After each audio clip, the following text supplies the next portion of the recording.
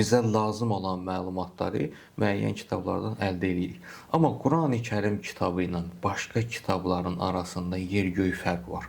Çünki hər hansısa bir kitab, hər onu yazan müəllifin, belə deyək, beyninin, ağlının, elminin məhsuludur.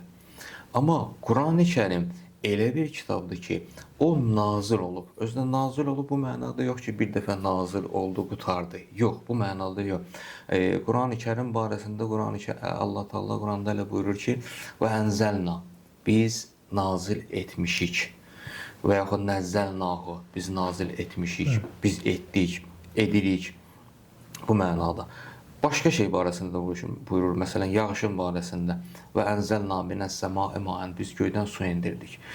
Məlum məsələdir ki, suyun buluddan yerə düşməsi nazil enmə deməkdir də. Yəni su bir damcı olaraq gəldi, oradan yerə düşdü.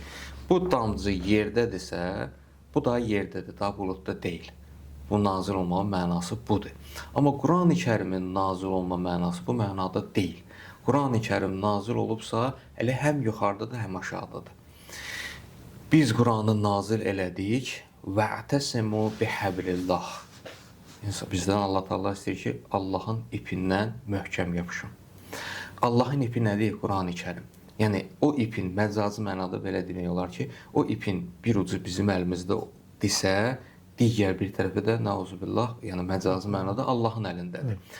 Bu da nədir? Qurani-Kərim. Bir mənada budur Qurani-Kərim. Yəni bundan yapışsa insan, möhkəm yapışsa, nə mənada yapışsa və ətəsimu bihəblillah, Allahın ipindən möhkəm yapışın. Elə bir adam düşüb quyuya. Quyudan, dərin yerdən bunu çıxartmaq üçün quyuya da düşmək mümkün deyil məsələn. Kəndir uzadırıq ona. Kəndirin bir ucunu tutur və biz də bu tərəfdən möhkəm saxlamalıyıq ki, oradan çıxsın. Əgər biz bu tərəfdən kəndirin bir ucunu ona versək və bu tərəfdən özümüz tutmasaq, o kəndiri nə qədər çəksə, kəndir ki, tükənəcək, oradan çıxa bilməyəcək. Qurani-Kərim də buna bənzəyir. Ona görə Allah buyurur ki, "Va'tasimu bihəblillah", Allahın ipindən möhkəm yapışın. Elə bir kəndirin bir ucu bizdədir, bir ucu da Allahdadır. Əslində bizdə olmalıdır. Biz kəndiri əlimizdən buraxmışıq. Ona görə Qurani-Kərim gəlib bizdən şikayət edir.